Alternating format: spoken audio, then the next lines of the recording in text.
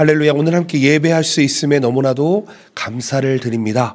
우리 동경복음교회 요즘 여행자분들도 많이 오시고요. 그리고 또 새로 오신 분들이 많이 늘어가고 있습니다. 하나님의 은혜가 아니고서는 그러지 못한 줄로 믿습니다. 여러분, 우리가 예배드리는 건 절대 우연이 아닙니다.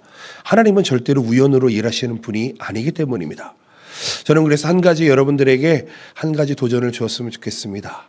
우리의 조상은 원숭이가 아닙니다. 아멘이시죠? 저는 하나님이 우리를 창조하시고 우리를 계획하셨음을 믿고 그 창조하신 하나님 앞에 오늘 간절하게 예배를 드리기를 소망합니다. 여호수아서 22장 말씀을 보고 있습니다. 작년부터 올해 들어서 올해 들어설까요? 이 여호수아서를 계속 묵상을 하고 있는데요. 여호수아서 말씀이 이제 딱 한 번 남았습니다. 23장, 24장을 가지고 한 번의 말씀이 나와 있는데 여러분, 다행히도 다음 주가 아닌 다다음 주에 여호수아를 맺게 될 것 같습니다. 다음 주에는 졸업 진급 예배로 드려지게 됩니다. 사랑하는 성도 여러분, 오늘 여호수아서 22장 말씀을 묵상하려고 합니다. 꼭 집에서 이 한 장을 꼭 쭉 읽어보셨으면 좋겠습니다. 전체적인 내용으로 말씀을 나누기를 소망합니다. 전체적인 내용을 보시게 되면 이스라엘 백성들은 처음에 요단강을 건너기 전에 요단 동쪽을 점령을 다 했습니다. 그리고 그 점령한 땅에 르우벤과 갓과 므낫세 반지파에게 그 땅을 분배하고요. 그리고 요단강을 건너서 지금 들어왔습니다. 그런데요, 이 땅에 남은 사람들은 사실은 땅을 분배받았기 때문에 싸우지 않아도 되는 상황이었는데 그들이 서쪽에 넘어가서 가장 선단에 서서 이스라엘이 서쪽 땅을 점령하는 일에 이 세 부족이 두 지파 반이 쓰임을 받게 됩니다. 그러면서 오늘 내용으로 이어지게 되는 내용들입니다. 그리고 다시 서쪽이 끝났기 때문에 동쪽으로 돌아간다라는 스토리 안에서 그 맥락에서 오늘 말씀을 이해해 보셨으면 좋겠습니다. 오늘 말씀 속에 하나님께서 우리에게 주시는 신앙의 결단이라는 것, 그리고 평화의 회복이라는 것, 이런 두 가지 관점을 한번 생각해 보시고요. 그리고 또 이스라엘 백성 간에 갈등과 오해가 생겼습니다. 왜 생겼는지 한번 생각해 봤으면 좋겠습니다. 그리고 하나님과의 관계에서 어떻게 올바른 믿음과 평화를 유지할 수 있는지에 대해서 오늘은 이 네 가지 관점에서 오늘 말씀을 나눠보았으면 좋겠습니다. 우리가 하나님께서 주신 사명의 순종으로 살아갈 때 그것은 이해와 사랑의 삶이 될 것입니다. 이스라엘 백성들은 한 공동체였습니다. 그런데 그 공동체에 어찌해서 문제가 생기고 그것이 해결되어지는지, 오늘 본문을 보게 되면 동쪽 지파들이 이 동쪽으로 돌아가게 되면서 하나님에 대한 충성심으로 인해서 다짐하는 장면이 나오는데, 그러면서 제단을 쌓게 됩니다. 하지만 그들의 의도가 오해를 불러일으키게 되고 갈등이 생기게 됩니다. 오해가 생기게 됩니다. 이 이야기를 보게 되면 신앙생활을 하다 보면 좋은 의도로 무언가를 한다 할지라도, 믿음으로 무언가를 한다 할지라도 갈등과 오해가 생기게 됨을 우리는 먼저 이해해야 됩니다. 그리고 갈등 해결을 위한 방법을 정확하게 배우면서 나아가야 됩니다. 오늘 말씀을 통해서 어떻게 갈등을 해결할 수 있는지, 또 하나님과의 관계에서 어떻게 하면 평화, 샬롬 할 수 있는지 한번 깊이 있게 묵상했으면 좋겠습니다.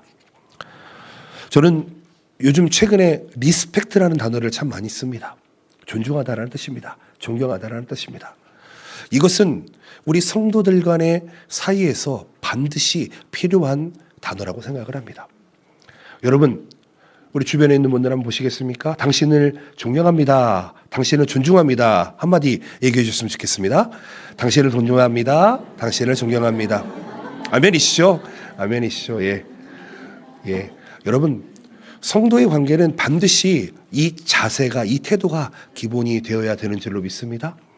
오늘 그 신앙의 자세를 가지고 말씀을 네 가지로 나누어서 오늘 배웠으면 좋겠습니다. 첫 번째는 순종입니다. 순종. 1절에서 9절 말씀에 나타나 있는 내용인데요. 이스라엘 백성의 동쪽 지파들이 하나님의 약속을 지키고 전투를 마치고 전쟁을 마친 후에 자신들의 주어진 땅으로 돌아가는 장면이 시작되고 있습니다. 여호수아는 르우벤, 갓, 므낫세 반지파에게 하나님의 명령하신 대로 너희들이 전투를 잘 마쳤다라면서 칭찬을 합니다. 이제 그들의 가나안 땅으로 돌아가라라고 허락해주고 있습니다. 그러면서 여호수아는 그들에게 중요한 한 가지를 당부합니다. 2절 말씀입니다. 그들에게 이르되 여호와의 종 모세가 너희에게 명령한 것을 너희는 다 지키며 또 내가 너희에게 명령한 모든 일에 너희가 내 말을 순종하여, 이렇게 이야기합니다. 사랑하는 성도 여러분, 하나님의 명령에 순종하는 것, 지금 이스라엘 백성들의 그 상태를 볼까요? 하나님의 명령에 순종하는 것은 단순히 이 가나안 땅을 점령하고 전쟁에 승리하는 것, 거기에서 그치는 것이 아닙니다. 하나님의 명령은 우리의 삶 속에, 그들의 삶 속에 모든 영역에 영향을 미치며 우리가 그분의 뜻을 따라가 살아가는데 중요한 기준이 되기 때문입니다. 전쟁해라, 승리해라 라고 끝나는 것이 아니라는 것입니다. 여호수아가 동쪽 지파들에게 주었던 권면은 이렇습니다. 단지 전쟁의 끝을 의미하는 것이 아니라 평화로운 삶과 하나님의 뜻을 지키는 삶을 살아라 라는 것입니다. 이것이 우리에게 중요한 교훈을 준다는 것입니다. 하나님께서 우리에게 주신 명령을 따르는 것, 순종하는 것은 우리가 세상에서 겪는 모든 일에 하나님을 의지하는 것, 하나님의 뜻을 따라 살아가는 길이라는 것을 우리는 기억해야 됩니다. 어떤 한 번을 따르는 것이 순종이 아니라 하나님의 뜻을, 하나님의 길을 순간순간 매일매일 걸어가는 것, 그것이 우리의 순종이 되어야 된다는 것입니다. 하나님께서 명령하신 대로 순종하는 것, 그것은 단순히 의무를 지키고 다하는 것뿐만 아니라 하나님의 뜻을 따라서 하나님의 샬롬을 지키며 나아가는 것입니다. 누가복음 10장 27절에 이렇게 이야기합니다. 대답하여 이르되 내 마음을 다하고 목숨을 다하며 힘을 다하여 뜻을 다하여 주 너의 하나님을 사랑하고 또한 내 이웃을 내 자신같이 사랑하라 하였나이다. 아멘. 여러분이 두 가지 계명은 무엇입니까? 10계명의 축약입니다. 하나님을 사랑하고 이웃을 사랑하는 것.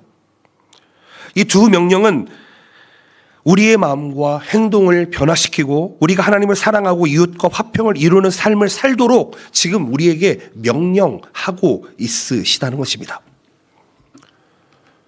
동쪽 지파에게 주어진 명령이 무엇입니까? 너희들의 삶을 평화롭게 살아가라는 것입니다. 이것이 하나님과의 이웃들과의 관계를 더욱 깊게 만들고 그들의 신앙이 지속될 수 있도록 하는 중요한 결단이다. 이렇게 말씀합니다. 우리는 종종 신앙생활 하다 보면은요, 하나님께서 주신 명령과 약속과 말씀에 따르기 어려울 때가 있습니다. 내 자아가, 내 고집이, 내 경험이, 내 생각이 우선될 때가 얼마나 많은지요. 그런데 하나님께서 우리를 공동체로 불러주셨습니다. 왜 그럴까요? 여러분, 신앙생활은 절대로 혼자 할 수 있는 것이 아닙니다. 계속 말씀드립니다. 우리는 혼자가 아니라 함께 하나님을 섬기며 하나님의 일하심을 우리가 누리며 나아갈 수 있어야 합니다. 왜요? 우리가 연약하기 때문입니다. 넘어지기 때문입니다. 우리는 죄인입니다. 아멘이십니까? 우리는 죄인이에요. 그런데요, 우리에게는 한 가지가 붙게 됩니다. 예수 그리스도의 보혈이 덮인 죄인들입니다. 그들을 하나님께서는 의라고 보고 계십니다. 하나님은 우리의 순종을 통해서 우리를 인도하십니다. 우리가 가는 길이 하나님께서 예비하신 축복의 길, 은혜의 길임을 확신할 수 있게 만들어 주십니다. 사랑하는 성도 여러분, 우리가 하나님께 순종한다라고 하는 것은 단 한 번의 따름이 아닙니다. 단 한 번에 한 번을 지키는 것을 이야기하는 것이 아닙니다. 전체를 이야기하는 것입니다. 우리가 예수 그리스도를 영접한 그 순간부터 하늘나라에 이르기까지 우리는 하나님의 길을 걸어가야만 합니다. 그것이 우리의 순종이 되어야만 하는 줄로 믿습니다. 우리가 순종의 길을 걸어갈 때 때로는 우리 가운데 사망의 음침한 골짜기가 있을지 모르겠습니다. 가시밭이 있을지 모르겠습니다. 그러나 그 좁은 길, 좁은 문을 들어갔을 때 하나님이 주시는 놀라운 축복과 평안이 우리에게 있는 줄로 믿습니다. 오늘 말씀을 통해서 우리가 배워야 될 교훈이 무엇입니까? 하나님을 따른다고 하는 것, 순종이라고 하는 것은 절대로 의무가 아니라는 것입니다. 우리의 삶의 방향을 바꾸고 하나님의 뜻을 이루는 길이라는 것을 우리가 반드시 인식하면서 그 길을 걸어가기 위한 결단이 필요하다는 것입니다. 우리는 예수님을 믿게 된 순간에 인격적으로 예수님을 만나게 됩니다. 인격적이라 함은 지식과 감정과 의지를 가지고 하나님과 교제한다는 것입니다. 예수 그리스도를 잘 알지 못하면서도 예수님을 알 수 있는 이유가 무엇입니까? 우리에게 주어지는 감동이 있기 때문입니다.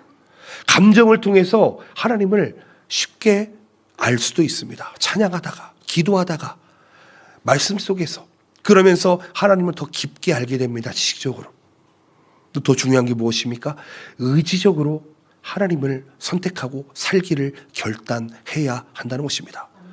의지적인 반응이 없을 때에는 우리는 언제나 흔들릴 수밖에 없습니다. 여러분, 하나님께 순종하기로 의지적으로 결단하시기를 축복드립니다.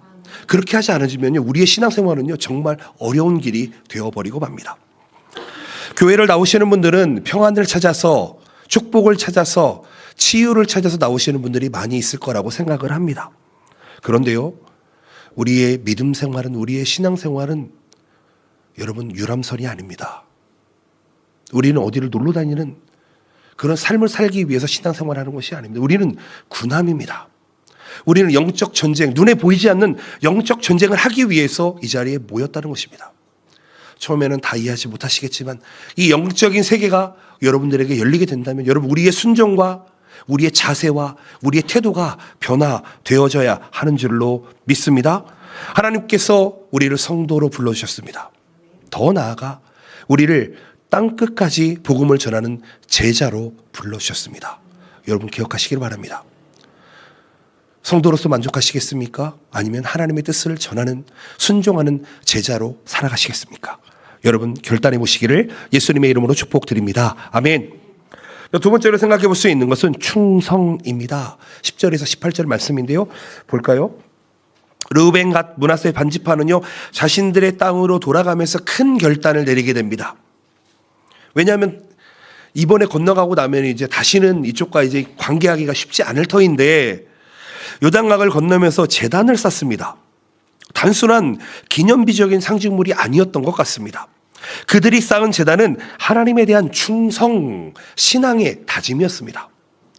즉 후손들에게 하나님을 계속해서 섬기겠다는 약속을 나타내는 중요한 상징이 되었다는 것입니다. 여호수아서 22장 16절 말씀이 이렇게 되어 있습니다. 여호와의 온 회중이 말하기를 너희가 어찌하여 이스라엘 하나님께 범죄하여 오늘 여호와를 따르는 데서 돌아서서 너희를 위하여 제단을 쌓아 너희가 오늘 여호와께 거역하고자 하느냐. 여러분 잠깐만 전체를 보지 마시고 제단을 쌓다 여기를 봐주시기 바랍니다. 지금 르우벤, 갓, 므낫세 반지파는 제단을 쌓았습니다. 왜요? 하나님에 대한 충성에 대한 증거로. 물리적인 제단이 아니었습니다. 하나님과의 관계를 더욱 확고히 하려는 신앙의 결단이었습니다. 제단을 쌓은 이유가 무엇입니까? 동쪽 지파들이 자신의 후손들이 하나님을 잊지 않도록 하기 위함이었습니다. 물리적으로 다른 지역에 살아가야겠지만 하나님께 대한 충성을 다짐하는 의미에서 제단을 쌓았다는 것입니다. 제단은요, 그들의 신앙을 상징적으로 나타내는 중요한 결정이 있습니다. 여기 니시도교 쪽에 가면은요, 미츠파 기도원이라는 데가 있습니다. 순교자 기념관이라는 곳이 있는데요, 여름에 이제 수양회로 자주 가는 곳입니다. 제가 왜 이야기를 하냐면 제단이라는 단어의 히브리어 원어가 미츠바이기 때문입니다. 미츠바라는 것은 기념하다, 기념비, 언약의 표징이라는 뜻을 가지고 있습니다. 그들은 이 제단을 통해서 하나님에 대해 충성을 드러내고 있습니다. 그들의 믿음을 후손에게 전하고자 했습니다. 하나님께 대한 충성은 단순히 외적인 행위뿐만이 아니라 우리의 마음과 신앙의 결단에서부터 시작이 된다는 것입니다. 르우벤, 갓, 므낫세 반지파는요, 지금 제단을 세움으로써, 이 미츠바를 세움으로써 자신들이 하나님께 얼마나 충성스럽게 살겠다는 결단을 보여주고 있다는 것입니다. 사랑하는 성도 여러분, 여러분들은 어떤 제단을 쌓고 계십니까? 여러분, 우리에게는 후대들이 있습니다. 우리는 그 사명이 있습니다. 우리 후대들에게 어떠한 제단을 쌓아가고 계십니까? 어떤 충성을 여러분은 드러내고 계십니까? 우리의 삶에 여러분 무거운 책임과 의무가 있음을 기억하셨으면 좋겠습니다. 그것은 이 므낫세 그리고 르벤 이 갓지파 이들이 후대에게 영영토록 전하고자 했던 예수 그리스도에 대한 하나님에 대한 성령님에 대한 충성, 여러분 그들은 그것을 증명하기 위해서 제단을 쌓았습니다. 여러분들은 어떤 제단을 쌓으십니까? 제단을 쌓으라고 하시니까 집에서 제단을 만들라는 얘기가 아닙니다. 여러분 기도의 제단을 쌓으시기를 바랍니다. 찬양의 제단을 쌓으시기를 바랍니다. 여러분들의 삶 속에서 예배의 제단을 쌓으시기를 예수님의 이름으로 축복드립니다. 그 제단을 통해서 우리 후대들에게 믿음을 상속합시다. 우리의 충성스러운 삶을 통해서 여러분 하나님이 드러나게 합시다. 우리가 신앙생활을 할 때에 단지 교회에 출석하는 것으로 끝나는 것이 아니라 우리의 마음과 삶 전체로 하나님을 섬기겠다는 다짐을, 의지를 드러내며 살아갑시다. 하나님을 향한 우리의 충성, 이것은요 매일의 삶 속에서 어떻게 나타나는지에 따라서 평가받게 됩니다. 여러분 이걸 아셔야 됩니다. 사실은 제가 목사가 되고 나서 가장 행복했던 순간은 이거인 것 같습니다. 이제 더 이상 시험을 보지 않아도 된다는 거. 이제 무언가를 하기 위해서 시험을 보지 않아도 된다는 게 저한테는 큰 평화였습니다. 이제 어떤 테스트를 거치지 않아도 됩니다. 그런데요, 우리에게는 한 가지 증명해야 될 게 남아있다는 것입니다. 이것은 천국 갈 때까지 우리의 믿음을 계속해서 증명해야 된다는 것입니다. 무엇으로요? 충성으로요. 충성이 무엇입니까? 제가 말씀드렸지요. 충성이라는 단어는 믿음이라는 단어에서 나왔습니다. 이 단어는요, 믿을만하다라는 뜻을 가지고 있습니다. 여러분들은 하나님이 보시기에 믿을만한 삶을 살아가고 계십니까? 하나님께 충성을 다하고 계십니까? 여러분, 이것을 통해서 우리는 사실은 하늘에서 큰 상급을 받게 될 수 있음을 기억하셔야 됩니다. 우리가 때론 살아가다 보면은요, 일상에서 여러 가지 유혹과 어려움에 맞닥뜨리면서 나아갑니다. 어떤 정말 흔들림 속에서 나아갈 때도 있습니다. 하나님에 대한 충성이 흔들릴 때도 있을 것 같습니다. 때로는 내 믿음이 없어서 실수를 하거나 혹 때로는 어려운 일을 겪을 때도 있을 것 같습니다. 그런데 우리가 신앙생활하면서 놓치지 말아야 될 게 무엇이냐면 바로 이 충성입니다. 하나님을 향한 신앙의 결단이 우리에게 있어야 하는 줄로 믿습니다. 우리는 하나님의 자녀입니다. 아멘이십니까? 우리는 하나님의 양자된 사람들입니다. 여러분 놀라운 축복을 받은 사람들입니다. 그렇다면 하나님의 자녀답게 살아갑시다. 하나님이 믿을 만한 삶을 살아봅시다. 하나님은 우리의 충성을 보시고 우리에게 큰 은혜를 베풀어 주시는 분이십니다.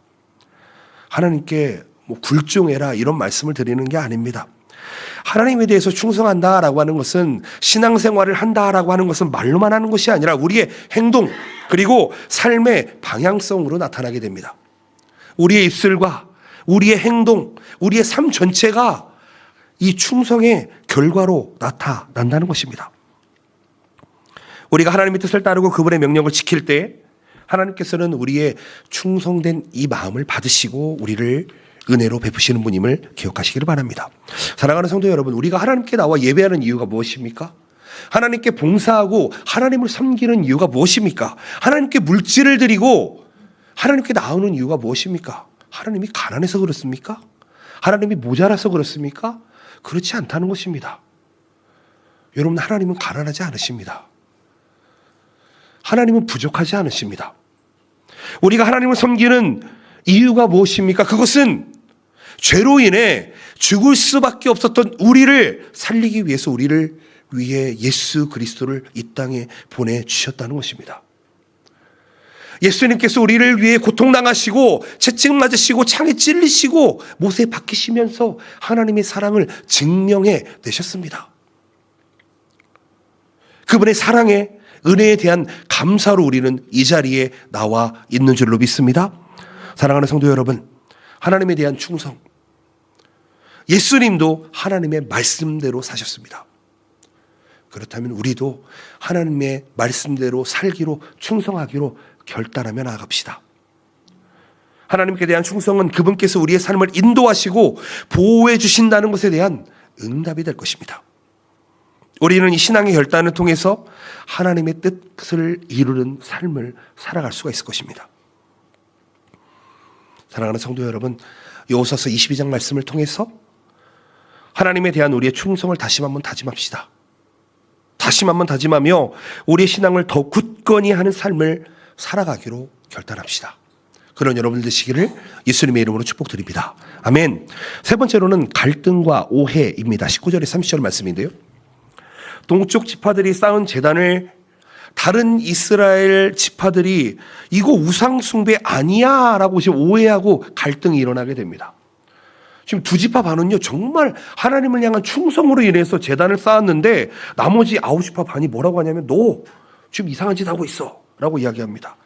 우리 교회에서 매일 일어나는 일인 것 같습니다. 어떤 사람은 좋은 일을 하기를 원하는데 어떤 사람이 봤을 때는 그게 우상 숭배처럼 보인다는 것입니다. 그래서 먼저 군사적으로 대응하려 했습니다. 그런데 더 중요한 것은 이 9지파 반의 사람들 중에도 지혜로운 사람들이 있었던 것 같습니다. 군사적인 행동을 취하기 전에 신중하게 상황을 파악하기로 결단합니다. 이스라엘에서는 우상 숭배는 바로 죽음입니다. 그렇죠? 이스라엘의 지도자들, 특별히 제사장 엘르아살과 각 지파의 대표자들을 보내서 제단의 목적을 확인하기 위해서 대화를 나눕니다. 이것을 통해서 우리가 갈등을 해결하는 방법 중에 하나를 깨닫게 됩니다. 우리는 너무 키가 미지가이 해가지고요. 키가 짧습니다. 화가 나면 그냥 저질러 버립니다. 그냥 말해버립니다. 그냥 행동해버립니다. 그런데 우리가 갈등이 생겼을 때, 혹 오해가 생겼을 때 여러분 우리의 삶이 어떻게 돼야 되는지는 지금 보여주고 있습니다. 즉시 결정을 내리기를 피하는 것입니다. 먼저 상황을 정확하게 판단해야 됩니다. 파악해야 됩니다. 대화를 통해서 해결의 길을 찾는 것, 그것이 중요함을 이야기하고 있습니다. 제가 설교 시간에 여러 번 말씀드렸습니다. 저는 생각보다 오해를 많이 받는 사람 중에 한 명입니다. 제 등치를 보면 사람들은 꼭 이렇게 이야기합니다. 아, 우리 목사님 무슨 운동 하셨어요? 그렇죠. 누구나 그렇게 물어봅니다. 근데 여러분 아시다시피 저는 운동을 좋아하는 사람이 아닙니다. 그냥 선천적으로 이런 몸매를 태어났습니다. 제가 찬양을 하는 영상을 유튜브에 올렸더니 어떤 분이 이렇게 댓글을 다셨더라고요. 하나님 크신 사랑을 찬양한다 하더니 먹는 거를 좋아하고 먹는 거를 사랑하는 사람이지 않냐, 뭐 이런 댓글이 막 달려 있더라고요. 그래서 아이고, 태어나부터 큰 거를 어떡하라고 저한테 이런 몸을 가지고 태어났습니다. 그냥 여러분, 오해를 받을 때가 있습니다. 오해를 받을 때 참 힘겹더라고요. 정말 죽을 만큼 힘겨웠습니다. 그런데요, 때로는 어느 순간이 되니까 제가 누군가를 오해하고 있더라고요. 아십니까? 오해를 하는 쪽도요, 지옥 같습니다. 제가 그걸 경험했습니다. 그러고 나서 제가 깨달은 게 있습니다. 아, 오해를 하는 쪽도 힘들고 오해를 받는 쪽도 힘드니 이것은 정확하게 파악이 되기 전까지는 내가 이것을 사실로 받아들이지 않는, 기다리는 방법을 택하게 됩니다. 여러분, 갈등이 생겼을 때 어떻게 하시겠습니까? 갈등이 말 한마디로 해결이 되면 얼마나 좋겠습니까? 그런데요, 생각보다 오해와 갈등은요, 쉽게 해결되지가 않습니다. 특별히 남녀 간의 갈등, 오해, 사귀는 사람들과의 갈등, 오해 쉽지가 않습니다. 여호수아서 22장 27절 말씀 보실까요? 우리가 여호와 앞에서 우리의 번제와 우리의 다른 제사와 우리의 화목제로 섬기는 것을 우리와 너희 사이에, 우리의 후대 사이에 증거가 되게 할 뿐으로써 너희 자손들이 후일에 우리의 자손들에게 이르기를 너희는 여호와께 받을 분깃이 없다 하지 못하게 하려 함이라. 너무 어려운 말이 써 있습니다. 너무 어렵습니다. 그냥 간단합니다. 동쪽 지파가 이 제단에 쌓은 이유는 이러한 목적이었다. 뭐라고요? 하나님을 섬기는 목적밖에 없다. 이렇게 이야기하고 있습니다. 하나님과의 관계에서 어떠한 잘못도 하지 않으려는 마음으로 제단을 세운 것이다. 이렇게 이야기합니다. 이것은 단순히 외적인 상징물이 아니라 신앙의 결단이었다라고 이야기하고 있습니다. 그들의 의도는 하나님과의 관계를 강화하고 후대들이 하나님을 섬기도록 도와주는 것이었다. 이렇게 이야기합니다. 얼마나 아름다운 일입니까? 그런데 그것을 9지파 반은 우상숭배다 라고 보았다는 것입니다. 우상숭배의 시작이다 라고 반응을 합니다. 여러분, 우리가 남들이 무엇을 할 때 여러분 우리는 곧잘 평가를 하려는 때가 정말 많습니다. 판단을 할 때가 정말 많습니다. 여러분 근데 그럴 때마다 오늘 말씀을 좀 기억해 보셨으면 좋겠습니다. 지금 이스라엘의 서쪽에 있는 지파들은 이 두 지파 반을 지금 멸살시키려는 마음으로 지금 오려고 했었습니다. 우상 숭배를 하니 내가 너희를 멸하겠다 이런 마음입니다. 그런데 오해가 커지지 않도록 지금 르우벤 지파와 갓 지파와 므낫세 반 지파는 이것을 정중하게 지금 해명을 하고 있습니다. 갈등을 해결하기 위해서 때론 오해를 받았는데 오해를 풀기 위해서 지금 노력을 하고 있다는 것입니다. 여러분 대화라고 하는 것은요 갈등을 해결하는 중요한 도구가 된다는 것을 다시 한번 깨닫게 됩니다. 여러분 대화라고 하는 것은 일방적으로 하는 것이 아닙니다. 쌍방으로 하는 것입니다. 맞지요? 근데 우리가 신앙생활이 아니요 우리가 인생을 살아가다 보면 때로는 일방적일 때가 얼마나 많은지 모르겠습니다. 내 감정을 내 생각을 내 말을 내 행동을 일방적으로 해버릴 때가 너무나 많습니다. 근데 그것을 통해서 상대방이 얼마나 많은 상처를 받는지 우리가 깨닫지 못할 때가 많다는 것입니다. 대화는요 쌍방으로 하는 것입니다. 오타가 있냐는 것입니다.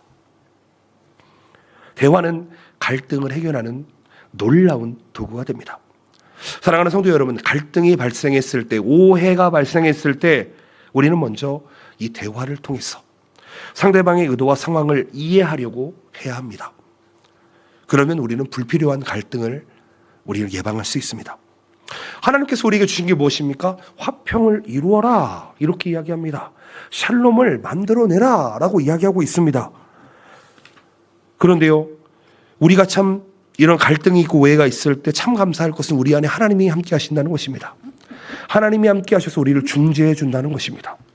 사랑하는 성도 여러분, 우리가 갈등을 해결할 때 우리가 먼저 하나님의 뜻을 고려하면서 하나님은 어떻게 우리를 바라보실까 생각해 보면서 대화에 나갔으면 좋겠습니다. 가끔 저는 신방을 할 때가 있습니다. 가끔 대화를 나눌 때가 있습니다. 그러면 꼭 마음속에서는 하나님 이 자리에 함께 하셔서 중심되어 주시고 하나님께서 주인 되어 주셔서 이 대화를 이끌어가 주시옵소서 계속 기도하는 마음으로 대화를 나누게 됩니다. 기도할 때도 그렇습니다. 르우벤, 갓, 므낫세 반 지파는요 제단을 쌓은 이유가 하나님에 대한 충성의 표시였다라고 분명히 밝히면서丁寧に 정중하게 이야기합니다. 그들은 하나님과의 관계에서 죄를 짓지 않기 위한 노력의 일환으로 제단을 쌓았다 이야기합니다. 이 의도를 다른 지파에게 자세하게 설명함으로써 갈등을 풀 수 있었습니다. 그러기에 우리 교회는 몇 가지 갈등이 있을까요? 몇 가지 오해가 있을까요? 여러분 오늘 한번 다 풀어보시기를 예수님의 이름으로 축복드립니다. 여러분 풀으셔야 됩니다. 교회 안에 있는 갈등, 문제들 다 풀어보시기를 축복드립니다. 갈등이 생길 때 우리가 가장 먼저 해야 될 일이 무엇입니까? 하나님의 뜻을 헤아려 보는 것입니다. 하나님의 방법대로 그 문제를 해결하는 것입니다. 내 방법이 아닙니다. 내 생각이 아닙니다. 하나님은 우리가 그분의 뜻을 따를 때 그 갈등을 평화로 해결해 주시는 분이시다. 여러분 갈등과 오해가 발생했을 때 즉시 결론을 내리지 않으시기를 바랍니다. 대화와 이해를 통해서 이 해결의 방법을 기도로 찾아보시기를 축복드립니다. 하나님께서는 우리에게 화평을 이루는 자가 되라고 말씀하십니다. 서로를 이해하고 대화하고 하나님의 뜻을 따를 때 갈등은 해결되고 하나님의 평안이 우리의 삶에 임하게 될 것입니다. 오늘 이 말씀을 통해서 우리가 서로의 입장을 서로 이해하며 서로 격려하며 화평을 이루는 삶을 살아가시기를 예수님의 이름으로 축복드립니다. 아멘. 마지막으로 네 번째로는 관계 회복입니다. 31절에 34절 말씀을 내용으로 말씀드립니다. 동쪽 지파는 자신들의 제단을 쌓은 목적을 설명했고요. 다른 지파들의 오해를 풀었습니다. 이 제단은 단순히 기념비나 예배의 장소로서의 뿐만 아니라 하나님에 대한 충성을 다짐하는 장소였고 후손들에게 하나님을 섬기는 믿음을 전하려는 의도로 만들어졌다고 말씀드렸습니다. 이제 동쪽 지파는 하나님과의 관계를 다시 한번 확고히 하고 이스라엘 백성 간의 평화로운 관계를 회복하는 중요한 역할을 지금 하고 있다는 것입니다. 34절 말씀 보시면 이렇습니다. 르우벤 자손과 갓 자손이 그 제단을 엣이라 불렀으니 우리 사이에 이 제단은 여호와께서 하나님이 되시는 증거함이었더라. 아멘. 아멘. 여러분, 이 at이라는 단어의 원어가 would,라는 단어입니다. 이것은 증거, 증언, 확인 이런 뜻을 가지고 있습니다. 동쪽 지파는 이 제단을 통해서 자신의 신앙을 확고히 하고 하나님과의 관계에서 변함없는 충성을 다짐하는 것을 지금 증거, 확인, 증언하고 있습니다. 단순히 어떤 모형물을 쌓은 것으로 끝나는 것이 아니라 하나님께서 우리의 창조주 하나님이시며 구원주 하나님이시며 심판주 하나님이심을, 하나님의 뜻을 따르겠다는 신앙적 결단을 나타낸 것입니다. 이러한 신앙의 표현이 후손들에게도 중요한 메시지를 전달하는 방법이라는 것입니다. 여러분, 우리는 신앙생활을 어디까지 생각하면서 하고 계십니까? 제가 최근에 만났던 어떤 나이 많은 목사님은요, 예수님께서 몇 년 안에 오실 거야 라는 어떤 마라나타 신앙으로 살아가시더라고요. 여러분들은 어디까지 생각하면서 살아가십니까? 한 100년 보고 계십니까? 아니면 내 신앙생활 살아가는 내 일생을 보고 계십니까? 아니면 신앙생활을 내 기준으로 하고 계십니까? 하나님의 계획 가운데 하고 계십니까? 다시 한번 말씀드려 봅니다. 신앙생활을 나만 잘하고 끝나는 신앙생활, 여러분, 이것은 너무 무책임한 신앙생활입니다. 하나님과 지금 이 이스라엘 백성들이 서로 화합하면서 관계가 회복되어졌는데요, 이것은요 이 시대로 끝나는 것이 아닙니다. 이스라엘 백성에게 분깃을 주었는데 그 분깃은 대대로 상속하는 상속지가 되어집니다. 무슨 이야기하냐면 우리의 신앙생활은요 절대로 우리 대에서 끝나도록 하면 안 된다는 것입니다.